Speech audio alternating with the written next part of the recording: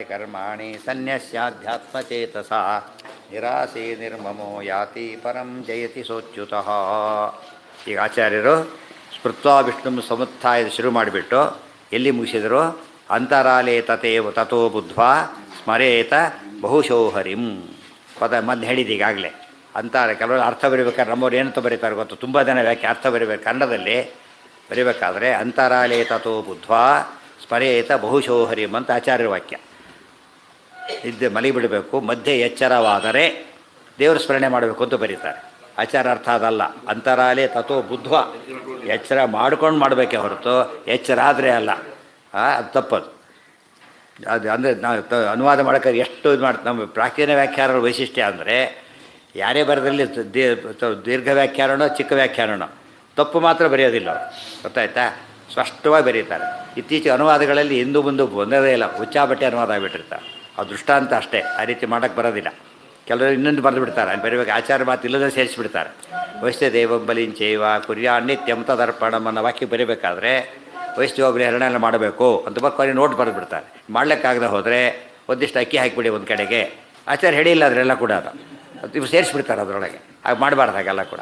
ಮತ್ತು ಟಿಪ್ಪಣಿ ಕಾರ್ಯ ಅಂತ ವಿಶೇಷ ಹೇಳಬೇಕಾದ್ರೆ ಮತ್ತೆ ಆಧಾರ ಕೊಟ್ಟು ಹೇಳ್ತಾರೆ ಹೊರತು ಸುಮ್ಮನೆ ಹೇಳಬಾರ್ದು ಹಾಗೆ. ಇದು ಕೂಡ ಅಂತರಾಲೇ ತಥೋ ಬುದ್ಧ್ವಾ ಎಚ್ಚತ್ತು ಅಂತ ಅರ್ಥ, ಎಚ್ಚರಾದರೆ ಅಂತ ಅರ್ಥ ಅಲ್ಲ ಅದಕ್ಕೆ. ಸ್ಮರೇತ ಬಹುಶೋ ಹರಿಂ, ಸ್ಮರೇತ ಅಂಬುದು ವಿಧಿ, ಅದು ಸ್ಮರಣೆ ಮಾಡಲೇಬೇಕು ಅಂತ ಅರ್ಥ. ಯಸ್ಮಿನ್ ಎಚ್ಚರ ಮಾಡಿಕೊಳ್ಳಲೇಬೇಕು, ಸ್ಮರಣೆನೂ ಮಾಡಬೇಕು ಅಂತ ಅರ್ಥ. ಕಾಯೇನ ವಾಚ ಮನಸೇಂದ್ರಿಯೈರ್ವ ಬುದ್ಧ್ಯಾತ್, ಇಷ್ಟಕ್ಕೂ ಕೂಡ ಏನು ಆಧಾರ? ನೀವು ಹೇಳ್ತಾ ಬಂದಿರೋದೇನೀಗ ಕರ್ಮಗಳೆಲ್ಲ ಇವನು ಮಾಡಬೇಕು ಅಂತ ಹೇಳಿದ್ದೀರಿ ಒಂದು ಭಾಗ. ಇನ್ನೊಂದು ಭಾಗ ಸ್ಮೃತ್ವ ವಿಷ್ಣು ಸ್ಮರಣೆ ಮಾಡಬೇಕು ಅಂತ ಹೇಳ್ತಾ ಬರ್ತಾ ಇದ್ದೀರಿ. ಇದಕ್ಕೆಲ್ಲ ಆಧಾರ ಬೇಕಲ್ಲ.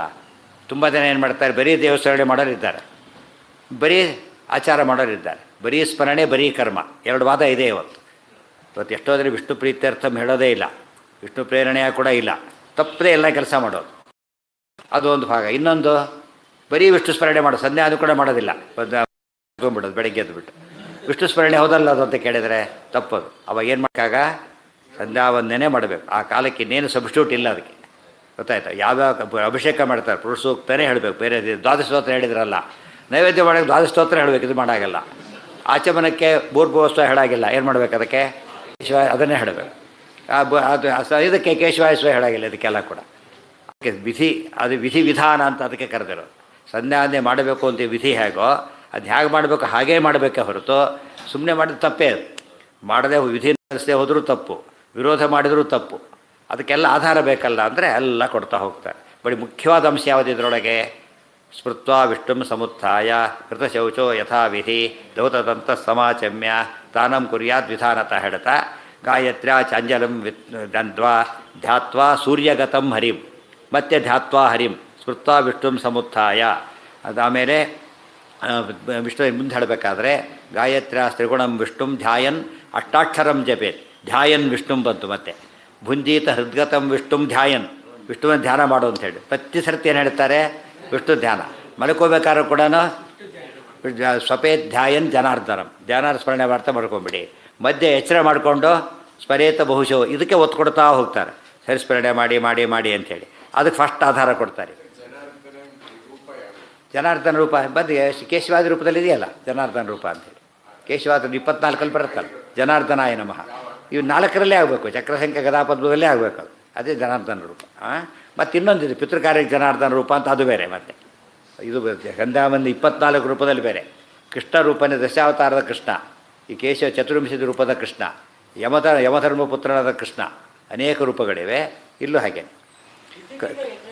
ಏನ ಯುದ್ಧಕ್ಕಿದ್ದಾಗ ಭಾರಿ ಪುಣ್ಯ ಅಂತ ತಿಳ್ಕೊಬೇಕು. ಯಾಕೆ ಎಚ್ಚರ ಮಾಡ್ಕೊಂಡು ಮಾಡಬೇಕಾಗಿತ್ತು, ಯಾರೋ ಹುಡ್ಕೊಂಡೋಗೋ ದಾರಿಯಲ್ಲಿ ಸಿಕ್ಕಾಗಾಯ್ತು ಅಷ್ಟೇ. ಇನ್ನೂ ಶ್ರೇಷ್ಠ ಹೇಳ್ಬೇಕಾದ್ರೆ ನಾರಾಯಣ ಅಂತ ಹೇಳ್ಬಿಡೋದು ಅಷ್ಟೇ. ಕಾಯೇನ ವಾಚ ಮನಸೇಂದ್ರಿಯ ಇರುವ ಎಷ್ಟೇ ಪ್ರಾಕ್ಟೀಸ್ ಮಾಡಿ ನೀವೀಗ ಏನೋ ಕಚ್ಚುತ್ತೆ ಅಯ್ಯೋ ಅಂತಾರೆ ಹೊರತು ನಾರಾಯಣ ಅಂಬೋದಿಲ್ಲ. ಅದು ಪ್ರಾಕ್ಟೀಸ್ ಮಾಡ್ಕೋಬೇಕು. ಅಯ್ಯೋ ಅಂತ ಆಗಂದ್ರೆ ಭಾರಿ ನೆನಪು ಮಾಡ್ಕೊಂಡಿದ್ದಾರೆ ಅಂತ ಅರ್ಥ. ಕಾಯೇನ ವಾಚ ಮನಸೇಂದ್ರಿಯ ಇರುವ ಬುದ್ಧ್ಯಾತ್ಮನಾವಾನುಸೃತ ಸ್ವಭಾವಂ ಕರೋತಿ ಯದ್ಯತ್ ಸಕಲಂ ಪರಸ್ಮೈ ನಾರಾಯಣ ಏತಿ ಸಮರ್ಪಯೇತ್ತತ್. ಆಚಾರ್ಯ ವೈಶಿಷ್ಟ್ಯ ಏನು ಹೇಳ್ತಾರೆ ಅದಕ್ಕೆ ಆಧಾರ ಕೊಟ್ಟೆ ಹೇಳೋದು, ಇಲ್ಲದೋದ್ರಿಲ್ಲ. ಇದು ಭಾಗವತದ ವಾಕ್ಯ. ಕಾಯೇನ ವಾಚ ಮನಸಾ ಇಂದ್ರಿಯೈ ವಾ ಬುದ್ಧ್ಯಾ ಆತ್ಮನಾ ವಾ ಅನುಸೃತ ಸ್ವಭಾವಂ ಕರೋತಿ ಯತ್ ಯತ್ ಯತ್ ಯತ್ ಯದ್ಯತ್ ಸಕಲಂ ಯತ್ರ ಯತ್ರ ಹೇಗೋ ಯತ್ ಯತ್ ಸಕಲಂ ಪರಸ್ಮೈ ನಾರಾಯಣಾಯ ಇತಿ ಸಮರ್ಪಯೇತ್ ತತ್ ಸಕಲಂ ನಾರಾಯಣಾಯ ಇತಿ ಸಮರ್ಪಯೇತ್ ತತ್ ಯಾವ್ಯಾವುದನ್ನು ಮಾಡ್ತೀರೋ ಏನೇನು ಮಾಡ್ತೀರಿ ಕಾಯೇನ ದೇಹದಿಂದ ಮಾಡೋದು ವಾಚಾ ಮಾತಿನಿಂದ ಮಾಡೋದು ಮನಸ ಮನಸ್ಸಿನಿಂದ ಮಾಡೋದು ಇಂದ್ರಿಯೈಹಿ ಬೇರೆ ಬೇರೆ ಇಂದ್ರಿಯಗಳಿಂದ ಮಾಡೋದು ಬುದ್ಧಿಯಿಂದ ಮಾಡೋದು ಆತ್ಮನ ದೇಹದಿಂದ ಮಾಡೋದು ಇಷ್ಟೆಲ್ಲ ಏನು ಮಾಡಿ ದೇಹದಲ್ಲೂ ಎರಡು ಭಾಗ ಆತ್ಮ ಮನಸ್ಸಿಗೆ ಒಂದು ಅರ್ಥ ತಾನು ಅಂತ ಇನ್ನೊಂದು ಅರ್ಥ ದೇಹ ತಾನು ಇಂದ್ರಿಯ ಅನೇಕ ಅರ್ಥ ಅದಕ್ಕೆ ಇಲ್ಲಿ ತಾನು ಒಂದು ಅರ್ಥ ಕೊಡಿಸ್ಕೋಬೇಕು ಅನುಸೃತ ಸ್ವಭಾವಕ್ಕೆ ಅನುಗುಣವಾಗಿ ದೇಹಾದಿಗಳಿಂದ ಏನು ಮಾಡ್ತಾನೋ ಯತ್ ಯತ್ ಕರೋತಿ ಏನೇನು ಮಾಡ್ತಾನೋ ಅದು ಎಲ್ಲ ಅಂತ ಅರ್ಥ ಏನೇನು ಮಾಡ್ತಾನೋ ಎಲ್ಲ ಮಾಡಲಾನೋ ಕೂಡ ಸಕಲಂ ಏನೇನಂದ್ರೂ ಸಾಕು ಮತ್ತು ಸಕಲಂ ಮತ್ತೆ ಸೇರಿಸ್ತಾರೆ ಮತ್ತು ಒತ್ತು ಕೊಡೋದಕ್ಕೋಸ್ಕರ ಎಲ್ಲವನ್ನೂ ಕೂಡ ಪರಸ್ಮೈ ಸರ್ವೋತ್ತಮನಾದಂತಹ ನಾರಾಯಣಾಯ ಶ್ರೀ ನಾರಾಯಣನಿಗೆ ಇತಿ ಎಂಬುದಾಗಿ ಸಮರ್ಪಣೆ ಮಾಡಬೇಕೆ ಹೊರತು ಬೇರೆಯದಲ್ಲ. ಪ್ರತಿಯೊಂದು ಕೆಲಸ ಕೂಡ ದೇವರು ಕೊಟ್ಟ ದೇಹ ಇದು. ದೇವರು ಕೊಟ್ಟ ದೇಹದೊಳಗೆ ಬುದ್ಧಿ ಗಿದ್ದಿ ಎಲ್ಲ ಇರೋದು. ಅದು ಪ್ರತಿಯೊಂದು ನಿಲ್ಲಿಸಿ ಎಲ್ಲಿ ಮಾಡಬೇಕೀಗ ದೇವರಿಗೆ ಅರ್ಪಣೆ ಮಾಡಬೇಕೆ ಹೊರತು ಇನ್ಯಾರಿಗೂ ಇಲ್ಲ. ಇಂದ್ರಿಯಾಭಿಮಾನಿ ದೇವತೆಗಳು ಯಾರೇ ಇರಬಹುದು, ಅವರು ಫುಲ್ ಮತ್ತೆ ದೇವರ ಅಧೀನ. ಆದ್ದರಿಂದ ಯಾರಿಗೆ ಹೇಳಬೇಕು ಅದನ್ನೀಗ ದೇವರಿಗೆ ಅರ್ಪಣೆ ಮಾಡಬೇಕು. ಇದರಿಂದ ಎರಡು ವಿಧಿ, ಕಾಯೇನ ಮಾಡಬೇಕು ಅಂತ ವಿಧಿ, ಅರ್ಪಣೆ ಇನ್ನೊಂದು ವಿಧಿ. ಮಾಡೋದು ಒಂದು ವಿಧಿ, ಅರ್ಪಣೆ ಮಾಡೋದು ಇನ್ನೊಂದು ವಿಧಿ.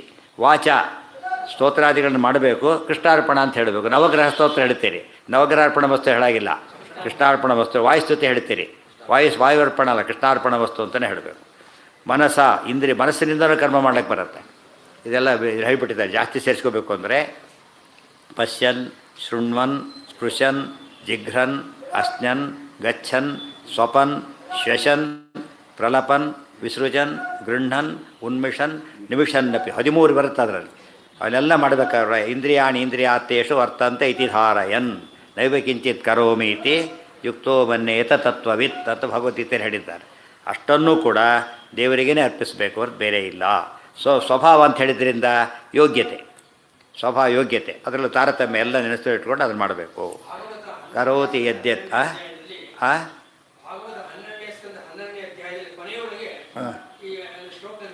ಏನು ಅದೇ ಇದನ್ನು ಹೇಳ್ತಿರೋದು. ಈಗ ಪ್ರತಿಯೊಂದು ಮಾಡಲೇಬೇಕು, ಮಾಡಬಹುದು ಅಲ್ಲ, ಮಾಡಲೇಬೇಕು ಅಂಥೇಳಿ. ಕರೋತಿ ಯದ್ಯತ್ ಸಕಲಂ ಪರಸ್ಮೈ ಪರಸ್ಗೆ ಯಾತಕ್ಕೆ ನಾರಾಯಣನ ಮಾಡಬೇಕು? ಪರಸ್ಮೈ ಹೇತು ಅದು ಸರ್ವೋತ್ತಮನಾದ್ದರಿಂದ ಅವನಿಗೆ ಅರ್ಪಿಸಬೇಕೆ ಹೊರತು ಬೇರೆ ಮಾಡಾಗಿಲ್ಲ. ನಾರಾಯಣ ಏತಿ ಆಧಾರ್ ಲಿಂಕ್ ಮಾಡಬೇಕು ಅಂತಾರಲ್ಲ, ಎಲ್ಲ ದೇವರಿಗೆ ಲಿಂಕ್ ಮಾಡಬೇಕಿಲ್ಲ. ಒಂದು ಲಿಂಕ್ ಮಾಡಿ ಆಧಾರ ಅವನೆಲ್ಲರಿಗೂ ಆಧಾರ ಸರ್ವಭೂತಾನ ಮಾತ್ರ ಲಿಂಕ್ ಮಾಡಿಬಿಟ್ರೆ, ಇಲ್ಲ ಹೋದರೆ ಅದೇನದು ಲೋನ್ ಅಪ್ಲೈ ಮಾಡೋಕ್ಕೂ ಆಧಾರ್ ಲಿಂಕ್ ಮಾಡಬೇಕು, ಲೋನ್ ಕ್ಲಿಯರ್ ಮಾಡೋಕ್ಕೂ ಆಧಾರ್ ಲಿಂಕ್ ಮಾಡಬೇಕು. ಮತ್ತು ಪ್ರತಿಯೊಂದು ಕಡೆ ದೇವರ ಅನುಗ್ರಹ ಇರಲೇಬೇಕು. ಯಸ್ಮಿನ್ ಸರ್ವಾಣಿ ಕರ್ಮಾಣಿ ಇತ್ಯತ್ರ ಸ್ವಕೃತಾನಿ ಆಹ್ನಿಕಾನಿ ಕರ್ಮಾಣಿ ಹರೌ ಅರ್ಪಣೀಯಾನಿ ಇತಿ ಉಕ್ತಂ. ಯಸ್ಮಿನ್ ಸರ್ವಾಣಿ ಕರ್ಮಾಣಿ ಅಂತ ಶುರು ಮಾಡ್ತಾ, ಆಹ್ನಿಕ ಕರ್ಮಗಳು ಅಂದ್ರೇನು? ದಿನದ ಕರ್ತವ್ಯಗಳು ಅಂತ ಅರ್ಥ. ಕರ್ಮಾಣಿ ದಿನ ಒಂದು ಹಗಲು ಅಂತ ಅರ್ಥ ಅಲ್ಲ, ಇಡೀ ದಿವಸ ಮಾಡ್ತಕ್ಕಂಥ ಕರ್ಮಗಳನ್ನು ಹರೌ ಅರ್ಪಣೀಯಾನಿ ಅವಿಷ್ಟು ಕೂಡ ಹರಿಯಲ್ಲಿ ಅರ್ಪಿಸಲ್ಪಡಬೇಕು ಅಂತ ಹೇಳಿದರು. ತತ್ರ ಭಾಗವತ ಶ್ಲೋಕಂ ಪ್ರಮಾಣಯತಿ ಕಾಯೇನ ಇತಿ. ಭಾಗವತ ಶ್ಲೋಕವನ್ನು ಪ್ರಮಾಣವನ್ನಾಗಿ ಕೊಡ್ತಾ ಇದ್ದಾರೆ. ಕಾಯೇನ ಕೃತಂ ಕರ್ಮ ನಮನಾದಿ ವಿವರಣೆಗಳೀಗ. ಟಿಪ್ಪಣಿಯ ವೈಶಿಷ್ಟ್ಯ ಅಂದ್ರವೇ ಕೈಯಿಂದ ಕಾಲಿಂದ ದೇಹದಿಂದ ಮಾಡೋದು ಅಂದ್ರೇನು? ನಮಸ್ಕಾರಾದಿಗಳು. ವಾಚ ಸ್ತೋತ್ರಾದಿ ಪಾಠ ಪ್ರವಚನ ಎಲ್ಲ ವಾಚ. ಮನಸ ಧ್ಯಾನಾದಿ ಮನಸ್ಸಿಂದ ಮಾಡೋದೆಲ್ಲ ಏನೋ ಧ್ಯಾನಾದಿ. ಇಂದ್ರಿಯೈಹಿ ನವಭಿಹಿ ಶ್ರವಣಾದಿಕಂ 9 ಇಂದ್ರಿಯಗಳಿಂದ ಶ್ರವಣಾದಿಗಳು. ಯಾಕೆ ಉಳಿದು ಸೇರಿಸಿರೋದ್ರಿಂದ, ವಾಕ್ ಬೇರೆ ಮಾಡಿದ್ರಿಂದ 9 ಅಂತ ಹೇಳಿದರು. ಇಲ್ಲಿ ಎಷ್ಟು ಹೇಳ್ತಿದ್ರು? 10 ಹೇಳ್ತಿದ್ರು. ಮನಸ್ಸನ್ನು ಸೇರಿಸಿದ್ರು, ಮನಸ್ಸಾದ ಬೇರೆ ಮಾಡಿದ್ರಿಂದ ಅದನ್ನು ಬಿಟ್ಟರು. ವಾಚ ಮನಸ್ಸ ಬೇರೆ ಆಗಿದ್ದರಿಂದ 11 ಬದಲು 9 ಅಂತ ಹೇಳಿದರು. ಇದು 11 9 ಅಂತ ಬರೀತಾರೆ ಅಂತಲ್ಲ, ಬಿಟ್ಟಿದ್ದಕ್ಕೆ ಕಾರಣ ವಾಚಃ ಪೃಥಗುಕ್ತೇಹೇ ಬುದ್ಧ್ಯಾ ವಿವೇಕಜ್ಞಾನೇನ ಕೃತಂ. ವಿವೇಕಜ್ಞಾನೇನ ಕೃತಂ. ವಿವೇಕಜ್ಞಾನದಿಂದ ನಡ್ಕೊಂಡಿರ್ತಾನೆ, ಅದನ್ನು ಕೂಡ ಕೃಷ್ಣಾರ್ಪಣ ಅಂತ ಹೇಳೋದು. ನಾವೇನು ಮಾಡಿದ್ವಿ? ನಾವು ಭಾರಿ ಬುದ್ಧಿ ಅಂತ ಅನ್ಕೋಬಾರ್ದು. ಇಲ್ಲಿ ವಿವೇಕನ ಜ್ಞಾನ ಬಂತು ಅಂದರೆ ದೇವರ ಅನುಗ್ರಹ, ದೇವರಿಗೆ ಪ್ರೀತಿಯಾಗಲಿ ಅಂತ ಒಪ್ಪಿಸ್ಬೇಕು. ಕೃತಂ ಸ್ವಭಾವಂ ಯೋಗ್ಯತಾಂ ಅನುಸೃತಃ ಪುಮಾನ್. ಯೋಗ್ಯತೆಯನ್ನು ಅನುಸರಿಸಿಕೊಂಡು ಪರಿಶ್ರಮ ಮಾಡಬೇಕು. ಅತಿ ಯೋಗ್ಯತೆ ಮೀರಿ ಮಾಡ್ಲಿಕ್ಕೆ ಹೊರಟು ಏನಾಗುತ್ತದೋ ದೋಷಕ್ಕೆ ಕಾರಣ. ಅಯೋಗ್ಯಮಿಚ್ಛನ್ ಪುರುಷ ಪತತ್ತೇವ ನ ಸಂಶಯ. ಆತ್ಮನ ಭಗವತ್ ಪ್ರೇರಣೆಯ ಯೋಗ್ಯ ಮಾಡ್ಲಿಕ್ಕೆ ಸಂಕಲ್ಪ ಮಾಡಿಬಿಡ್ತಾರೆ. ವಿಷ್ಣು ಪಂಚಕ ಮಾಡ್ತೀನಿ ಅಂತ ಹೇಳ್ತಾನೆ, 2ನೇ ದಿವಸಕ್ಕೆ ಔಟು ಬಿಟ್ಟು ಹೋದ ಅವನು, ಮಾಡ್ಲಿಕ್ಕಾಗಲಿಲ್ಲ. ಹೌದು ತಾನೆ? ಅದಕ್ಕೆ ಮೊದಲು ಏನು ಮಾಡಬೇಕು? ಯೋಗ್ಯತೆ ಏನು ಮಾಡಿ ಯಾಕೆ ಮಾಡ್ಲಿಕ್ಕೆ ಹೊರಟ ಗೊತ್ತಾ? ಎಷ್ಟೋ ಜನ ಮಾಡಿದ್ದಾರೆ, ನಾನು ಮಾಡಬೇಕು ಅಂತ ಹೊರಟ ಪದ್ಧತಿ ಆಯಿತು. ಭಕ್ತಿಯಿಂದ ಮಾಡೋದಕ್ಕೆ ಹೋಗೋದು ಬೇರೆ, ಸ್ಪರ್ಧೆಯಿಂದ ಮಾಡೋದು ಬೇರೆ. ಸ್ಪರ್ಧೆಯಿಂದ ಮಾಡೋದು ಯಾವಾಗಲೂ ಕೂಡ ಅದು ಒಳ್ಳೆಯದು ಪರ್ಯವಸಾನ ಆಗೋದಿಲ್ಲ. ಆದರೆ ಒಳ್ಳೆಯದು ಕನ್ವರ್ಟ್ ಮಾಡಿ ಮೊದಲು ಸ್ಪರ್ಧೆಯಿಂದ ಶುರು ಮಾಡಿದ, ಆಮೇಲೆ ಇದಕ್ಕೆ ಬಂದ, ಅದು ತಪ್ಪಲ್ಲ. ಅದು ಅಲ್ಲಿಗೆ ನಿಂತ ತಪ್ಪದು. ಶ್ರಮಣಾಧಿಕಂ ವಾಚಃ ಪೃಥಗುಕ್ತೇ ಪುಮಾನ್ ಆತ್ಮನ ಭಗವತ್ ಪ್ರೇರಣೆಯ ಯದ್ಯತ್ ಕರೋತಿ. ಆತ್ಮನ ಅಲ್ಲಿ ಪದಕ್ಕೆ ಅರ್ಥ ಬರೆದ್ಬಿಟ್ಟು ಆತ್ಮನ ಪರಮಾತ್ಮನ ಅಂತ ಅರ್ಥ ಮಾಡಿಕೊಂಡು ನಾವು ಏನೇನು ಮಾಡ್ತೇವೆ, ತತ್ ಸಮಸ್ತಂ ಸರ್ವೋತ್ತಮಾಯ ನಾರಾಯಣಾಯ ಸಮರ್ಪಯೇತ್. ಇದಂ ಸರ್ವಂ ತತ್ ಪ್ರೇರಣೆಯ. ಸಮರ್ಪಣೆ ಅಂದ್ರೇನು ಅಂತ ಪ್ರಶ್ನೆ. ಈಗ ಸಮರ್ಪಣೆ ಅಂದ್ರೇನು? ಇದಂ ಸರ್ವಂ ತತ್ ಪ್ರೇರಣೆಯ ಕೃತಂ ತತ್ ಪ್ರೀತೆಯೇ ಅಸ್ತು ಇತಿ ಪುರುಯಾದಿತ್ಯರ್ಥ. ವಿಷ್ಣು ಪ್ರೇರಣೆಯ ವಿಷ್ಣು ಪ್ರೀತ್ಯರ್ಥ ಅಂತ ಹೇಳೋದಕ್ಕೆ ಏನಂತಾರೆ? ಸಮರ್ಪಣೆ ಅಂತ ಕರೀತಾರೆ. ಇದಂ ಅರ್ಪಣ, ಒಪ್ಪಿಸು, ಕನ್ನಡದಲ್ಲಿ ಒಪ್ಪಿಸು ಅಂತಾಗತ್ತೆ. ಅದು ಒಪ್ಪಿಸಿಬಿಡಬೇಕು. ಯಾರು ಕೆಲಸ ಹೇಳಿರ್ತಾರೋ ಏನು ಮಾಡಬೇಕು? ಅವರಿಗೆ ಕೆಲಸ ಆಯಿತು ಅಂತ ಒಪ್ಪಿಸ್ಬೇಕು. ಏನು ಏನಂತ ಹೇಳಬೇಕು? ನೀವು ಮಾಡ್ಲಿಕ್ಕೆ ಹೇಳಿದ್ರಿ, ಮಾಡಿದ್ದೇನೆ, ಅದು ಒಪ್ಸೋ ರೀತಿ. ಹಾಗೆ ಏನು ಮಾಡ್ಲಿಕ್ಕೆ ಹೇಳಿದ್ದಾರೋ ಡನ್ ಅಂತ ಬರುತ್ತಲ್ಲ, ಹಾಗೆ ಏನು ಮಾಡ್ಲಿಕ್ಕೆ ಹೇಳುತ್ತೋ ಒಪ್ಪಿಸ್ಬೇಕದು. ಒಪ್ಸೋವರೆಗೂ ಏನದು ಇನ್ನೂ ಕೂಡ ಆಗಿಲ್ಲ ಅಂತ ಅರ್ಥ. ಯಾರು ಟಿಕೆಟ್ ತರಲಿಕ್ಕೆ ಹೇಳಿದರು, ತೊಗೊಂಡಿಟ್ಕೊಬಿಟ್ಟ ತಾನೇನೆ, ಬಂದು ಹೇಳಲೇ ಇಲ್ಲ. ಇಲ್ಲೊಂದು 45 ಬೇರೆ ಟಿಕೆಟ್ ತೊಗೊಂಡು ಅಷ್ಟೊತ್ತಿದ್ದು ಬಂದ, ತಂದಿದೆ, ದುಡ್ಡು ಹೋಯ್ತು ಆ ಕಡೆ. ಏನು ಮಾಡಬೇಕಾಗಿ? ಅಥವಾ ಹೋಗಲೇ ಇಲ್ಲ, ಈ ಪಜಿತಿ ಆಯಿತು, ಮಾಡಲೇ ಇಲ್ಲ ಅಂತ ಹೇಳಿಬಿಟ್ಟು. ಅವ್ನು ಹೇಳಿಬಿಟ್ರೆ ಏನಾಗುತ್ತಾಗ? ಟಿಕೆಟ್ ತೊಗೊಂಡಾಯಿತು, ರಿಪೋರ್ಟ್ ಮಾಡಿದೆ, ಏನಾಯ್ತು ತಕ್ಷಣವೇ ಕೆಲಸ ಮುಗೀತು. ಅದಕ್ಕೆ ಒಪ್ಸೋದು ಅಂತ ಕರೀತಾರೆ. ಅದೇ ಸಬ್ಮಿಟ್ ಅಂದರೆ ಅದೇ. ಯೋಗ್ಯತಾಪೇಕ್ಷೆಯ ಪೂರ್ವಕರ್ಮಾಣಿ ಸ್ವಭಾವಂ ಅನುಸೃತಃ ಇತ್ಯನೇನ ಅನಾದಿ ಯೋಗ್ಯತಾಪೇಕ್ಷೆಯ. ಅದಿಷ್ಟು ಸೇರಿಸ್ಕೋಬೇಕು ಅಂತ ಅರ್ಥ. ಸ್ವಭಾವಾಖ್ಯ ಯೋಗ್ಯತಾಯ ಹಠಾಖ್ಯ. ಸಾ ಕಾರಣಂ ಪ್ರಥಮಂ, ಸ್ವರೂಪ ಮೊದಲನೇ ಕಾರಣ. ಎರಡನೇದು ದ್ವಿತೀಯಂ ಅನಾದಿ ಕರ್ಮ ಇವ, ಅನಾದಿ ಕರ್ಮ. ಮೂರನೇದು ಯಾವುದು? ಪ್ರಯತ್ನ. ವಿನಾಯತ್ನಂ ನಾಟೋ ನಾಪಿ ಕರ್ಮ. ಅದೆಲ್ಲ ಅನುಸಂಧಾನ ಇಟ್ಕೊಂಡು ಮಾಡಬೇಕು. ಅನಾದಿ ಯೋಗ್ಯತಾಪೇಕ್ಷೆಯ ಪೂರ್ವಕರ್ಮಾಧೀನ ಉತ್ತರ ಕರ್ಮಾಣಿ ಕಾರಯಿತು ಭಗವತೋ ವೈಷಮ್ಯ ನಿರ್ಘಣ್ಯೆ ಪರಿಹೃತೆ. ಈ ಮೂಲಕ ನಮಗೇನು ಅನುಸಂಧಾನ ಬರುತ್ತಾಗ, ನಮಗೇನೇ ಆಗಿದ್ದರೂ ಕೂಡ ದೇವರು ನಮಗೆ ವಿಷಮನಾಗಿಲ್ಲ, ಅಂದರೆ ಪಕ್ಷಪಾತ ಮಾಡಿಲ್ಲ ಮತ್ತು ನಮಗೆ ಕ್ರೂರವಾಗಿ ನಡ್ಕೊಂಡಿಲ್ಲ ಅದು ಭಾವನೆ ಇರಬೇಕು. ಸಾಮಾನ್ಯವಾಗಿ ನಾವು ಮಾಡೋದೇನಾದ್ರು ಆದ ತಕ್ಷಣ ಮನಸ್ಸು ಯಾವ ಕಡೆ ಹೋಗ್ತದೆ? ದೇವ್ರನ್ನ ಒಪ್ಪದೆ ಹೋದರೆ, ಆದಷ್ಟು ಒಪ್ಪದೆ ಹೋದರೆ ಕ್ಷೇಮ, ದೇವ್ರ ಮೇಲೆ ಹಾಕ್ಲಿಕ್ಕೆ ಬರೋದಿಲ್ಲ. ದೇವ್ರನ್ನ ಒಪ್ಪದವ್ರು ಏನು ಮಹಾಪಾಪ ಮಾಡಿಬಿಡ್ತಾರೆ, ದೇವ್ರ ಮೇಲೆ ಹಾಕಿಬಿಡ್ತಾರೆ. ತಪ್ಪದು. ದೇವ್ರನ್ನ ಒಪ್ಪಬೇಕು. ದೇವರೇ ನಾವೇ ಮಾಡ್ತೀವಿ ಅಂದರೆ ದೇವರಿಗೆ ದ್ರೋಹ ಮಾಡಿದಾಗಾಯಿತು. ದೇವರು ತಪ್ಪು ಮಾಡಿಸ್ತಾರೆ ಅಂತೇಳಿದ್ರೆ ದೇವ್ರು ಮತ್ತೆ ಬೈದಾಗಾಯಿತು. ಎರಡೂ ಆಗಬಾರ್ದು. ದೋಷ ದೂರತ್ವ ಚಿಂತನೆ ಅಂದರೆ ದೋಷ ಇಲ್ಲ ಅಂತಾಯಿತು. ದೋಷ ಇಲ್ಲ ಅಂದಮೇಲೆ ನಾವು ಮಾಡೋ ತಪ್ಪಿಗೆ ದೇವರು ಪ್ರೇರೇಪಕನಾಗಿಬಿಟ್ರೆ ಏನಾಗುತ್ತೆ? ಅಲ್ಲಿಗೆ ದೋಷಿಯಾಗಿಬಿಡ್ತಾರೆ. ಅಂದಮೇಲೆ ಪ್ರೇರೇಪಣೆ ಮಾಡಿದ್ದು ಹೌದು. ಆದರೆ ನಮ್ಮ ಏನು ನೋಡದೆ ಹಾಗೆ ಮಾಡಿಬಿಟ್ರೆ ಏನಾಗ್ತಿತ್ತು ಅಲ್ಲಿಗೆ? ನಿರಪೇಕ್ಷವಾಗಿ ಮಾಡಿಬಿಟ್ರೆ ದೇವರು ಕ್ರೂರಿ ಅಂತ ಆಗ್ತಿತ್ತು. ಒಬ್ಬನ್ನ ಕೊಲೆ ಮಾಡಲಿಕ್ಕೆ ಪ್ರೇರೇಪಣೆ ಮಾಡಿದ, ಒಬ್ಬನ್ನ ದೇವಸ್ಥಾನಕ್ಕೆ ಪ್ರೇರೇಪಣೆ ಮಾಡಿದ. ಮೋಸ ಆಗಲಿಲ್ಲ? ಇಲ್ಲ. ಸ್ವಭಾವ ಇದೆ, ಅನಾದಿ ಕರ್ಮ ಇದೆ, ಪ್ರಯತ್ನ ಇದೆ. ಅವಾಗ ಏನಾಗಲಿಲ್ಲ? ದೋಷ ಇದೆ. ಬರೀ ಮಾರ್ಕ್ಸ್ ಹಾಕ್ತಾ ದೋಷ ಇದೆ. ಆದರೆ ಅವನಸರಿ ನೋಡ್ಕೊಂಡು ಮಾರ್ಕ್ಸ್ ಹಾಕ್ತಾ ಅವಾಗೇನಾಯಿತು? ದೋಷ ಇಲ್ಲ. ಅವ್ನು ಹೀಗೆ ಬರೆದಿದ್ದಕ್ಕೆ ಇಷ್ಟು ಮಾರ್ಕ್ಸ್ ಕೊಟ್ವಿ, ಯಾರೋ ನಾಲ್ಗಳಕ್ಕೆ ಬರೋದಿಲ್ಲ. ಅದಕ್ಕಾಗಿ ಸಾಪೇಕ್ಷತ್ವ ಅನ್ನೋ ಪದ ಇದೆ. ಅದನ್ನು ಹೇಳೋದಕ್ಕೆ ವೈಷಮ್ಯ ನಿರ್ಘಣ್ಯೆ ಪರಿಹೃತೆ. ಪರಮಾತ್ಮನ ವೈಷಮ್ಯ ಪಕ್ಷಪಾತ ಇಲ್ಲ, ನಿರ್ಘಣ್ಯ ಕ್ರೌರ್ಯ ಇಲ್ಲ. ಯೋಗ್ಯತಾಪೇಕ್ಷಸ್ಯ ಯಥಾ ನ ಸ್ವಾತಂತ್ರ್ಯಕ್ಷತಿ ತಥಾ ಅನುವ್ಯಾಖ್ಯಾನಾದೋ ಸ್ಫುಟಂ. ಆ ಪ್ರಶ್ನೆ, ಏನು ಮಹಾ ದೊಡ್ಡವನು ನಿಮ್ಮ ದೇವರು ಹಾಗಿದ್ರೆ? ನಮ್ಮ ಯೋಗ್ಯತೆ ನೋಡ್ತಾನೆ, ಅನಾದಿ ಕರ್ಮ ನೋಡ್ತಾನೆ, ಪ್ರಯತ್ನ ನೋಡ್ತಾನೆ, ಕೊಡ್ತಾನೆ. ಇದಕ್ಕೆ ಅವನೇ ಆಗಬೇಕು. ಸ್ವತಂತ್ರ ಹೇಗಾಗ್ತಾನೆ ಅವನು? ನಾನೇ ಐ ಆಮ್ ಸಾರಿ ಅಂತ ಹೇಳಿದಾಗ ಆಯ್ತು ಕೊನೆ ದೇವರು. ಅದಕ್ಕೆ ಹೇಳ್ತಾರೆ, ಅದು ತಪ್ಪು ತಿಳ್ಕೊಂಡಿದ್ದೀರಿ. ಅದು ಕೂಡ ಅವನ ಅಧೀನವಾದ್ದರಿಂದ ಏನಲ್ಲ, ಅದು ಕರ್ಮಾದಿಗಳು ಕೂಡ ಯಾರ ಅಧೀನ? ದೇವರ ಅಧೀನ. ಆದ್ದರಿಂದ ಏನು ಬರಲಿಲ್ಲ? ಅಸ್ವಾತಂತ್ರ್ಯ ಬರಲಿಲ್ಲ. ಇನ್ನೇನು ಹೇಳ್ಕೋಬೇಕು ನೀವಾಗ? ಬದಲಾಯಿಸಲಿ ಅಂತೇಳಿ ಅದು ಮೋಸ ಮಾಡಿರಿ ಅಂತ ಅರ್ಥ. ನಾವೇನು ಮಾಡ್ತದೆ? ಅಲ್ಲ ಸರ್, ನೀವು ಏನು ಮಾಡಿಬಿಟ್ಟಿದ್ದೀರಿ, ಕೊಡಿ ಮಾರ್ಕ್ಸ್ ಕಡಿಮೆ ಕೊಟ್ಟಿದ್ದೀರಿ, ತಪ್ಪು ಬರೆದ, ನೀವು ಸರಿ ಮಾಡ್ಕೊಂಡು ಮಾರ್ಕ್ ಕೊಡಬೇಕಾಗಿತ್ತು. ಅದೇ ಮಾಡಬೇಕು, ನೀವು ಸರಿ ಮಾಡ್ಕೊಂಡು ಮಾರ್ಕ್ ಕೊಡಬೇಕಾಗಿತ್ತು. ಹೇಗೆ ನೀವು ತಿಳಿದವರು, ಭಾರಿ ದೊಡ್ಡವರು ಬೇರೆ ಅಂತ ಹೇಳಿ ಅರ್ಥ ಮೋಸ ಮಾಡಿರಿ ಅಂತ ಅರ್ಥ. ಅದಕ್ಕೆ ಇನ್ನೇನಿಲ್ಲ. ನೀವು ಸರಿ ಮಾಡಿಕೊಡಿ ಏನರ್ಥ? ಅದಕ್ಕೆ ಮೋಸ. ಅವ್ನು ಬರೆದು ಮಾರ್ಕ್ಸ್ ಕೊಡೋದು ಯಾತಕ್ಕೆ? ಅವ್ನು ಬರೆದಿದ್ದಕ್ಕೆ ನೀವು ಸೇರಿಸಿ ಬರೆಯೋದಕ್ಕೆ. ಅವನು ಬರೆದಿದ್ದಕ್ಕೆ ಮಾರ್ಕ್ಸ್ ಕೊಡಬೇಕು ಅಂತ ವ್ಯಾಲ್ಯೂಯೇಷನಿಗೆ ಕೊಟ್ಟರೆ, ತಾನು ಸೇರಿಸ್ಕೊಂಡು ಬರೋದು ಏನಾಯ್ತು ಅಲ್ಲಿಗೆ? ಅವ್ನು ವ್ಯಾಲ್ಯೂಯೇಷನ್ ಆಗಲಿಲ್ಲ, ಅದು ಮೋಸ ಆಯಿತು. ಅದು ಯಾವ್ದ್ರೆ ಅವ್ನು ಏನು ಮಾಡಿರ್ತಾನೋ ಅಷ್ಟೇ. ಅವ್ನು ಚೆನ್ನಾಗಿ ಬರೀತ ನಿಮ್ಗೆ ಗೊತ್ತಿರ್ಬೋದು, ಬಟ್ ಈಗ ಬರೆದಿಲ್ಲ ಅವನು. ಅವ್ರು ಬುದ್ಧಿವಂತ ನಿಮಗೆ ಗೊತ್ತಿದೆ, ಬಟ್ ಈಗ ತಪ್ಪು ಬರೆದಿದ್ದಾನೆ, ಏನೂ ಮಾಡೋಂಗಿಲ್ಲ. ಏನು ಹೇಳಬೇಕು?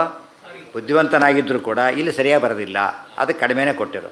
ಅವಾಗ ಉಳಿದವ್ರು ಏನಂತಾರೆ, ಇದು ನ್ಯಾಯ, ಏನು ತಪ್ಪಲ್ಲ ಅದರೊಳಗೆ. ನ್ಯಾಯ ಪಾಲನೆ ಮಾಡೋದು ಕೂಡ ಏನದು ಸ್ವಾತಂತ್ರ್ಯ ಶಬ್ದಕ್ಕೆ ಅರ್ಥ ಕೊಟ್ಟಾಗೈತಿ. ಈಗ ನಮ್ಮ ಸ್ವಾತಂತ್ರ್ಯ ಈಗ ನಮ್ಮ ಪ್ರಕಾರ ಸ್ವೇಚ್ಛಾಚಾರ ಅಂತ.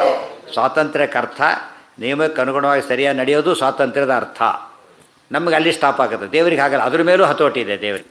ನಮಗೆ ಬೇರೆ ಹತೋಟಿ ಇಲ್ಲದೆ ಹೋದರೂ ಕೂಡ ನಡೆಯೋದೇ ಸ್ವಾತಂತ್ರ್ಯ. ಸ್ವೇಚ್ಛಾಚಾರ ಅಂತ ಯಾವ ಅರ್ಥನೂ ಮಾಡಬಾರ್ದು ಅಂತ ಹೇಳೋದಕ್ಕೆ ಹೇಳಿದ್ದು. ಯೋಗ್ಯತಾಪೇಕ್ಷಸ್ಯ ಯಥಾ ನ ಸ್ವಾತಂತ್ರ್ಯ ಕ್ಷತಿ ಅದನ್ನೆಲ್ಲ ಹೇಳೋದಕ್ಕೆ ಹೋಗಲಿಲ್ಲ ನಾವು. ಯಾತಕ್ಕೆ ಅಂದರೆ ಅನುವ್ಯಾಖ್ಯ ಅಂದರೆ ಹೇಳಿದ್ದಾರೆ. ಸದಾಚಾರ ಸ್ಮೃತಿ ಗ್ರಂಥ ಇದು, ಅದನ್ನೆಲ್ಲ ಹೇಳ್ತವ್ರು ಏನಾಗುತ್ತಿದೋ ಅನುವ್ಯಾಖ್ಯಾನ ಆಗಿಬಿಡುತ್ತೆ. ಆದ್ದರಿಂದ ಅದನ್ನ ಹೇಳಲಿಲ್ಲ, ಅಲ್ಲಿ ನೋಡಿಕೊಳ್ಳಿ ಅಂತ ಅರ್ಥ. ಅದು ಬೇಕು ಅಂದರೆ ಅಲ್ಲಿ ಸುಧಾ ಇದೆ, ಅದು ಟಿಪ್ಪಣಿ ಇದೆ, ಇವರು ಟಿಪ್ಪಣಿ ಬರೆದಿದ್ದಾರೆ ಅದಕ್ಕೆ, ಶ್ರೀನಿವಾಸ ತೀರ್ಥರು ಕೂಡ, ಅಲ್ಲಿ ನೋಡಿಕೊಳ್ಳಿ. ಅಷ್ಟಾದ ಮೇಲೆ ಮುಂದೆ ದ್ವಾಯಿಮೋ ಪುರುಷೋಲೋಕೆ ಇದಿಷ್ಟು ಪ್ರಮಾಣಗಳು. ಈಗ ಪರಸ್ಮೈ ಅಂತ ಹೇಳಿದರು, ದೇವರೇ ಸಮರ್ಪಣೆ ಮಾಡಿ ಅಂತ. ದೇವರು ಸರ್ವೋತ್ತಮ ಅಂತ ಹೇಗೆ ಹೇಳ್ತಾರೆ ಅಂದರೆ, ದ್ವಾಯಿಮೋ ಪುರುಷೋ ಲೋಕೆ ಕ್ಷರಶ್ಚಾಕ್ಷರ ಏವಚ ಕ್ಷರಸರ್ವಾಣಿ ಭೂತಾನಿ ಕೂಟಸ್ಥೋಕ್ಷರ ಉಚ್ಯತೆ ಉತ್ತಮ ಪುರುಷಸ್ತ್ವಜ್ಞ ಪರಮಾತ್ಮೇತ್ಯುದಾಹೃತಃ ಯೋ ಲೋಕತ್ರಯಮಾವಿಶ್ಯ ವಿಭರ್ತ್ಯವ್ಯಯ ಈಶ್ವರಃ ಯಸ್ಮಾಕ್ಷರಮತೀತೋಹಂ ಅಕ್ಷರಾದಪಿ ಚೋತ್ತಮಃ ಅತೋಸ್ಮಿ ಲೋಕೆ ವೇದೇ ಚ ಪ್ರಚಿತಃ ಪುರುಷೋತ್ತಮಃ ಯೋ ಮಾಮೇವ ಸಂಮೂಢೋ ಜಾನಾತಿ ಪುರುಷೋತ್ತಮಂ ಸ ಸರ್ವವಿದ್ ಭಜತಿ ಮಾಂ ಸರ್ವಭಾವೇನ ಭಾರತ ಇತಿ ಗುಹ್ಯತಮಂ ಶಾಸ್ತ್ರಂ ಇದಮುಕ್ತಂ ಮಯಾ ನಘ ಏತದ್ಬುದ್ಧ್ವಾ ಬುದ್ಧಿಮಾನ್ ಸ್ಯಾತ್ ಕೃತಕೃತ್ಯಶ್ಚ ಭಾರತ. ಇಷ್ಟಾಯ್ತು. ಈ ಶ್ಲೋಕ ಆಚಾರ್ಯರು ಒಟ್ಟು ತಮ್ಮ ಸ್ವರಮೂಲದಲ್ಲಿ 17 ಗ್ರಂಥದಲ್ಲಿ ಕೋಟ್ ಮಾಡ್ತಾರೆ. 17 ಗ್ರಂಥದಲ್ಲಿ ಇಷ್ಟು ಶ್ಲೋಕ ಕೋಟ ಮಾಡಿದ್ದಾರೆ. ಯಾತಕ್ಕೆ ಅಂದರೆ ಅಲ್ಲಿ ಇಲ್ಲೇ ಇದೆ ಹೇಳಬೇಕಾದ್ರೆ, ಇತಿ ಗುಹ್ಯತಮಂ ಶಾಸ್ತ್ರಂ ಇದಮುಕ್ತಂ ಮಯಾ ನಘ. ರಹಸ್ಯವಾದ ಶಾಸ್ತ್ರ ಇದು, ಭಾರಿ ಮುಖ್ಯ ಅಂತ ದೇವರು ಹೇಳ್ತಿರೋದ್ರಿಂದ ಅದ್ರ ಮಾತಲ್ಲೇ ಬಂದಿದೆ. ಕೊಟೇಶನ್ನಲ್ಲೇ ಯಾತಕ್ಕೆ ಅಂತ ಉತ್ತರ ಬಂದುಬಿಟ್ಟಿರೋದ್ರಿಂದ ಆಚಾರ್ಯರು ಅಷ್ಟೊತ್ತು ಉಲ್ಲೇಖ ಮಾಡಿದ್ದಾರೆ. ದ್ವಾಮಿಮೌ ಭೀಮೇಶ್ವರ ಭೇದ ಬಂತು, ತಾರತಮ್ಯ ಬಂತು, ಭಕ್ತಿ ಬಂತು, ಎಲ್ಲ ಬಂದಿರೋದ್ರಿಂದ ಇದರಲ್ಲಿ ಸರ್ವ ಪ್ರಮೇಯಗಳು ಸೇರಿದ್ದಕ್ಕೆ ಭಾರಿ ಮುಖ್ಯ ಅಂತ ಅರ್ಥ. ಇದು ಶಂಕರಾಚಾರ್ಯ ಬರಿಬೇಕಾದ್ರೂ ಕೂಡ ಏನಂತ ಹೇಳ್ತಾರೆ ಇದಕ್ಕೆ, ಇದು ಸಕಲ ಶಾಸ್ತ್ರಾರ್ಥ. ಈ ಭಗವದ್ಗೀತೆ 15ನೇ ಅಧ್ಯಾಯ ಸಕಲ ಶಾಸ್ತ್ರಾರ್ಥ. ಈ ಕೊನೆಯ 5 ಶ್ಲೋಕಗಳು ಬರೀ ಗೀತಾರ್ಥ, ಸಮಸ್ತ ಶಾಸ್ತ್ರಾರ್ಥ ಎರಡೆರಡು. ಸಮಸ್ತ ಗೀತಾರ್ಥ 15ನೇ ಅಧ್ಯಾಯ, ಕೊನೆಯ 5 ಶ್ಲೋಕಗಳು ಸಮಸ್ತ ಗೀತಾರ್ಥ ಸಮಸ್ತ ಶಾಸ್ತ್ರಾರ್ಥ ಎರಡು ಆಗಿಬಿಟ್ಟಿವೆ ಅಂತ ಹೇಳ್ತಾರೆ. ಇದರೊಳಗೆ ಅದ್ವೈತದ ಹೆಸರು ಕೂಡ ಇಲ್ಲಲ್ಲ. ಹಾಗಿದ್ರೆ ಅದು ಏನಾಯ್ತು ಅಲ್ಲಿಗೆ? ದ್ವೈತನೇ ಸರ್ವೋತ್ತಮ, ವಿಷ್ಣು ಸರ್ವೋತ್ತಮತ್ವ ದ್ವೈತ ಎರಡೆರಡು ಬಂತೆ ಅದರೊಳಗೆ. ಇವತ್ತು ಇನ್ಯಾರಿಗೂ ಇಲ್ಲ, ವಿಷ್ಣುವೇ ಸರ್ವೋತ್ತಮ ಅಂತ ಬರೋದರಿಂದ ಇದು ಪ್ರಮಾಣ. ಅದೇ ರೀತಿ ರಾಮಾನುಜಾಚಾರ್ಯರು ಹಾಗೆ ಬರೀತಾರೆ. ಎಲ್ಲರ ಒಪ್ಕೊಂಡಿರೋದ್ರಿಂದ ಇದು ಕೋಟ್ ಮಾಡಿದರೆ ಬೇರೆ ಉತ್ತರ ಕೊಡೋಕ್ಕೆ ಬರೋದಿಲ್ಲ. ಅದು ಅವ್ರ ಮಾತಿಗೆ ಅವರೇ ವಿರುದ್ಧ ಮಾಡ್ಕೊಂಡಾಗುತ್ತೆ. ನೋಡಿ, ಅಹಂ ಬ್ರಹ್ಮಾಸ್ಮಿ ಇತ್ಯಾದಿಗಳು ಹೇಳಲಿಲ್ಲ, ಅದರ ಅರ್ಥನೂ ಇದೇ ಶ್ರೇಷ್ಠ, ಶ್ರುತ್ಯರ್ಥ ಆಗಿದ್ದರಿಂದ ಅದನ್ನು ಕೂಡ ಹೇಗೆ ಅರ್ಥ ಮಾಡಬೇಕು ನಾವೀಗ? ಅಹಂ ಬ್ರಹ್ಮಾಸ್ಮಿನ ಇದಕ್ಕೆ ತಕ್ಕಂತೆ ಅರ್ಥ ಮಾಡಬೇಕು. ಯಾಕೆ ಇದು ಶ್ರುತ್ಯರ್ಥ ಸಂಗ್ರಹ ಆಗಿರೋದ್ರಿಂದ ಇದು ಮೇನ್. ತತ್ವಮಸಿಗೆ ಏನು ಮಾಡಬೇಕು? ಇದರಂತೆ ಮಾಡಬೇಕು. ನೀವೇ ಹೇಳಿದ್ದೀರಿ, ನಾವಲ್ಲ, ನೀವೇ ಒಪ್ಕೊಂಡಿರೋದ್ರಿಂದ ಅದೇ ಅರ್ಥ ಮಾಡಬೇಕು ಅಂತ ಅರ್ಥ. ಏನೋ ಅವು ಒಪ್ಕೊಳ್ಳೇಬೇಕು, ಅದನ್ನು ಹೇಳೇ ಹೇಳ್ತಾರೆ ಅವರು, ಹೇಳೇ ಹೇಳ್ತಾರೆ. ಅದಕ್ಕೆ ನೀವು ಬೇರೆ ಬರೀತಾರೆ, Shankara argues from both standpoints without caring much for logical consistency.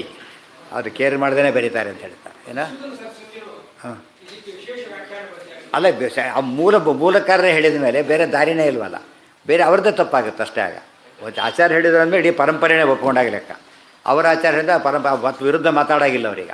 ಇದರಲ್ಲಿ ಒಂದು ಚೂರು ಇವತ್ತು ತೋರಿಸಪ್ಪ, ಇದರೊಳಗೆ ಜಗನ್ಮಿಥ್ಯಾತ್ವ ತೋರಿಸಿ ಏನಾರು ಇದೆಯಾ? ಏನೇನೇನೂ ಇಲ್ಲ. ಅಂದಮೇಲೆ ಮುಗಿದೋಯ್ತಲ್ಲ, ಗೊಂದಲನೇ ಇಲ್ಲ. ಯಾವುದನ್ನು ಅದನ್ನು ಒಪ್ಕೋಬೇಕು. ಈ ಅರ್ಥ ಒಪ್ಕೊಳ್ಳೋದ್ರೆ ತಪ್ಪು ಮಾಡ್ತೀರಿ ಅಂತ ಅರ್ಥ. ನೀವು ಹೇಳೋದೊಂದು ಮಾಡೋದೊಂದು ಆಯ್ತಲ್ಲ, ನಡ್ಕೋಬೇಕಲ್ಲ. ನಿರಾಶೀಹಿ ನಿರ್ಮಮೋ ಯಾತಿ ಪರಂ ಇತಿ ಹರೇಹೇ ಪರತ್ವ ಮುಕ್ತಂ ತತ್ರ ಗೀತಾವಾಕ್ಯಾನಿ ಪ್ರಮಾಣತೆಯ ಪಠತಿ ದ್ವಾವಿತಿ. ಮೊದಲು ಪರಸ್ಮೈ, ಅದು ಕಾರಣ. ಗೀತಾವಾಕ್ಯನೇ ಕೊಡಲಿಕ್ಕೆ ಏನು ಕಾರಣ ಅಂದರೆ, ಭಾರತಂ ಸರ್ವಶಾಸ್ತ್ರೇಷು ತತ್ರಾಪಿ ಗೀತಿಕಾ. ಎಲ್ಲ ಶಾಸ್ತ್ರಕ್ಕಿಂತ ಯಾವ ಶ್ರೇಷ್ಠ? ಭಾರತ ಶ್ರೇಷ್ಠ. ಅದರಲ್ಲಿ ಯಾವ ಶ್ರೇಷ್ಠ? ಗೀತಾ ಶ್ರೇಷ್ಠ. ಅದ್ರ ವಾಕ್ಯ ಕೊಟ್ಟ ಮೇಲೆ ಏನಾಯ್ತು ಈಗ?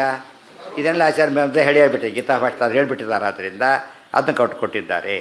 ತತ್ರ ಗೀತಾವಾಕ್ಯಾನಿ ಪ್ರಮಾಣತೆಯ ಪಠತಿ ದ್ವಾವಿತಿ ಲೋಕೆ ಈಕ್ಷತಿ ಈಶಿತವ್ಯವರ್ಗೇ ಪುರುಷೌ ಚೇತನೌ. ಲೋಕೆ ಶಬ್ದಕ್ಕೆ ಅನೇಕ ಅರ್ಥ.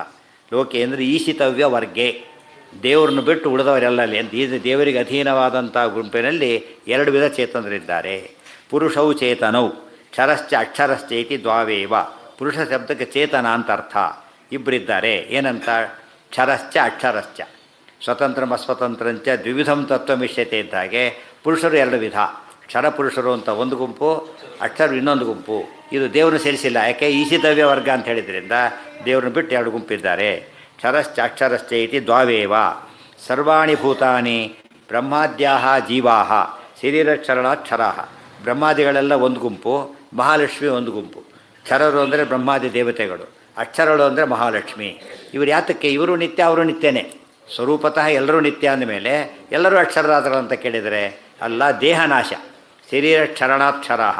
ಇವರಿಗೆ ಒಂದು ಭೌತಿಕ ಪ್ರಾಕೃತ ದೇಹ ಇರೋದರಿಂದ ದೇಹ ಬಿಟ್ಟು ಹೋಗಬೇಕು. ಮಹಾಲಕ್ಷ್ಮಿಗೆ ಯಾವ ಕಾಲಕ್ಕೂ ಏನಿಲ್ಲ. ಪರಮಾತ್ಮನ ಮತ್ಸ್ಯ ಕೂರ್ಮಾದಿ ರೂಪಗಳು ಅಪರಾಕೃತ ಹೇಗೋ, ಮಹಾಲಕ್ಷ್ಮಿಯ ರುಕ್ಮಿಣಿಯಾದಿ ಸಕಲ ರೂಪಗಳು ಕೂಡ ಏನು ಅಪ್ರಾಕೃತ. ಪ್ರಾಕೃತ ಸ್ಪರ್ಶನೇ ಇಲ್ಲ. ಆದ್ದರಿಂದ ಅಕ್ಷರ. ಅದಕ್ಕೆ ಅವ್ಯಯಾತ್ಮ. ಅಜಂ ಹೇಳಬೇಕಾದ್ರೆ ಹೇಳ್ತಾರೆ ಇಲ್ಲಿ, ತಾನಾಹಂ ವೇದಾಹಂ ತಾನಿ ಸರ್ವಾಣಿ ನತ್ವಂ ವೇತ್ತ ಪರತ್ತಪ ಅಂತ ಹೇಳಿ ನಾನು ಅವತಾರ ಮಾಡ್ತೇನೆ. ಹೇಗೆ ಅವತಾರ ಮಾಡ್ತೇನೆ? ಅವ್ಯಯಾತ್ಮ. ಅವ್ಯಯಾತ್ಮ ಅಂತ ಪದ ಉಪಯೋಗಿಸಿದರು. ಆಗ ಅಜೋಪಿ ಸನ್ ಅವ್ಯಯಾತ್ಮ ಭೂತಾನಾಂ ಈಶ್ವರೋಪಿ ಸನ್. ಅವ್ಯಯಾತ್ಮ ಆಚಾರ್ಯ ಗೀತಾ ಭಾಷೆಯಲ್ಲಿ ಬರೀತಾರೆ. ಅವ್ಯಯ ಆತ್ಮ ದೇಹೋಪಿ ಯಶಸ್ಸಃ. ಆತನ ದೇಹವು ಅನಾದಿನಿತ್ಯ. ನಮ್ಮ ಹೊರಗಿನ ದೇಹ ಏನಲ್ಲ, ಅನಾದಿನಿತ್ಯ. ಮಾತ್ರ ಅನಾದಿನಿತ್ಯ. ಆದರೆ ಉಳಿದು ಮೂರು ದೇಹಗಳೇನಾಗುತ್ತೆ? ಬಿಟ್ಟು ಹೋಗುತ್ತೆ. ಅದಕ್ಕೆ ನಾವೇನಲ್ಲ, ಅವ್ಯಯಾತ್ಮ ಅಲ್ಲ. ಸ್ವರೂಪತಃ ಮಾತ್ಮ ಅವ್ಯಯಾತ್ಮ ಅಂತ ಇಟ್ಕೊಂಡ್ರೆ ಎಲ್ರಿಗೂ ಕಾಮನ್ ಆಗೋದು.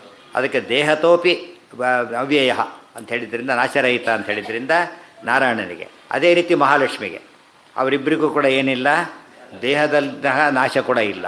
ಅದಕ್ಕಾಗಿ ಅವ್ಯಯ ಅಂತ ಕರೆದು.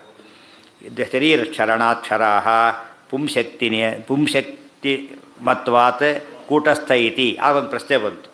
ಅಕ್ಷರ ಅಂಥೇಳಿ ಪುಲ್ಲಿಂಗ. ಅದು ಕ್ಷರ ಅಕ್ಷರ ಅಂತಿದೆ, ಅದು ಪುಲ್ಲಿಂಗ.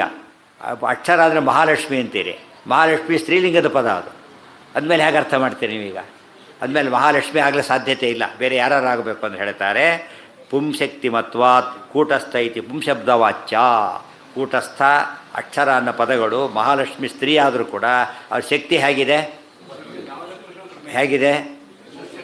ಅವ್ರ ಶಕ್ತಿ ಬ್ರಹ್ಮಾದಿ ಪುರುಷರಿಗಿಂತ ಜಾಸ್ತಿ ಇರೋದರಿಂದ ಅವರು ಪುರುಷ ಶಬ್ದದಿಂದ ಕರೀತಾರೆ. ಪುಣ್ಯಕ್ಕೆ ನಮ್ಮಲ್ಲೂ ಹಾಗೆ ಮ್ಯಾನೇಜರ್. ಗಂಡಸರಲ್ಲಿ ಏನಂತ ಕರೀತಾರೆ? ಮ್ಯಾನೇಜರ್ ಅಷ್ಟೇ. ಪ್ರೆಸಿಡೆಂಟ್ ಆಫ್ ಇಂಡಿಯಾ ದೊಡ್ಡ ಗಲಾಟೆ ನಡೆದಿತ್ತಾಗ ಫಸ್ಟ್ ಟೈಮ್ ಒಬ್ಬ ಹೆಂಗಸು ರಾಷ್ಟ್ರಪತಿ ಆದಾಗ ದೊಡ್ಡ ಡಿಸ್ಕಷನ್ನು. ರಾಷ್ಟ್ರಪತಿ ಅಂತ ಅವರು ಕರಿತೀವಿ, ಇವ್ರು ಏನಂತ ಕರಿಬೇಕಾಗಿದ್ದಾರೆ? ರಾಷ್ಟ್ರಪತಿ ಅಂತ ಕರೀಬೇಕಾಗುತ್ತಾ? ಅದಕ್ಕೆ ಅರ್ಥ ಕೆಟ್ಟೋಗ್ಬಿಡುತ್ತೆ. ಏನು ಮಾಡಬೇಕಾಗ? ಕೊನೆಗೆ ಹಾಗೆ ರಾಷ್ಟ್ರಪತಿ ಅಂತಾರೆ ಇಟ್ಕೊಂಡು. ಲೆಕ್ಚರರ್. ಹೆಂಗಸರಿದ್ರು ಲೆಕ್ಚರರ್, ಗಂಡಸರು ಲೆಕ್ಚರರ್ಸ್ ಅಂತೇನೋ ಕರೆಯೋದಿಲ್ಲ. ಅದೇ ಇಲ್ಲ, ಒಂದೇ ಫಾರಮ್. ಆ ಪೋಸ್ಟಿಗಿರೋ ಗೌರವ ಆದ್ದರಿಂದ ಅಕ್ಷರ. ಅದು ಹಾಗೆ ಅಲ್ಲಿ ಯಾರೇ ಕೂತಿದ್ರು ಕೂಡ, ಒಬ್ಬಳೇ ಮ್ಯಾನೇಜರ್ ಹೆಂಗಸು, ಉಳಿದವರೆಲ್ಲ ಗಂಡಸರು ಸ್ಟಾಫು. ಇಷ್ಟಾದರೂ ಕೂಡ ಇವಳು ಅವರೆಲ್ಲರ ಮೇಲೆ ನಿಯಮನ ಮಾಡೋದ್ರಿಂದ ಇವರಿಗೆ ಹೆಸರು ಕೊಡುತ್ತೆ. ಮಹಾಲಕ್ಷ್ಮಿ ಹಾಗಿದ್ದಾರೆ ಏನೋ ಮ್ಯಾನೇಜ್ ಮಾಡಿದ್ದಾಗಿ. ಲಿಂಗ ಅವಿವಕ್ಷಿತ, ಲಿಂಗ ಮುಖ್ಯ ಅಲ್ಲ, ಪವರ್ ಮುಖ್ಯ. ಇತಿ ಪುಂಶಬ್ದವಾಚ್ಯ ಶ್ರೀ ನಿರ್ವಿಕಾರತ್ವಾತ್ ಕೂಟಸ್ಥ ನಿತ್ಯದೇಹತ್ವಾತ್ ಅಕ್ಷರ ಇತ್ಯುಚ್ಯತೆ. ವಿಕಾರನೂ ಇಲ್ಲ, ದೇಹನಾಶನೂ ಇಲ್ಲ. ವಿಕಾರ ಏನೇನೂ ವಿಕಾರ ಇಲ್ಲ. ಅದು ವಿಶೇಷವಾದ ಅಭಿಪ್ರಾಯ. ಸ್ವಾತಂತ್ರ್ಯ ಅಸ್ವಾತಂತ್ರ್ಯ ವ್ಯತ್ಯಾಸ ಬಿಟ್ಟರೆ ಇವರು ದೇಶತಃ ಕಾಲತಃ ಸಮರಾಗಿದ್ದಾರೆ. ಅದಕ್ಕೆ ಅಕ್ಷರ ಶಬ್ದವಾಚ್ಯತ್ವ ಸರಿ. ಯಥಾರ್ಥಂ ಪುರುಷದ್ವಯ ನಿರೂಪಣಂ ಕೃತಂ ತದಾಹ ಉತ್ತಮೇತಿ. ಇಷ್ಟು ಹೇಳಿ ಇದೆಲ್ಲ ಯಾಕೆ ಡೀಟೇಲ್ ಅಂದರೆ ಮುಂದೆ ಹೇಳ್ತಾರೆ. ನಾಳೆ ದಿವಸ ಅದನ್ನು ನೋಡೋಣ. ನೀನು ಹೇಳಿದಂತೆ ವಿಷ್ಣು ತೀರ್ಥರ ಆರಾಧನೆ 3-4 ಇದಲ್ಲ, 3-4 ಅದಕ್ಕೆ ತಕ್ಕಂತೆ ಆಚಾರ್ಯರು ಬಂದಿದ್ದಾರೆ. ಎಲ್ಲ ರೀತಿಯಲ್ಲೂ ಕೂಡ ಆರಾಧನೆಗೆ ಪಾಲ್ಗೊಳ್ಳಲಿಕ್ಕೆ ಅಲ್ಲೂ ಭಾಗವಹಿಸಬೇಕು, ಇಲ್ಲೂ ಸಹ ಯಥಾಶಕ್ತಿ ಭಾಗವಹಿಸಬೇಕು. ಸರ್ವೇಂದ್ರಿಯ ಪ್ರೇರಕೇಣ ಶ್ರೀ ಪ್ರಾಣಪತಿ ನೇರಿತಃ ಯದವೋಚಮಹಂ ತೇನ ಪ್ರೀಯತಾ.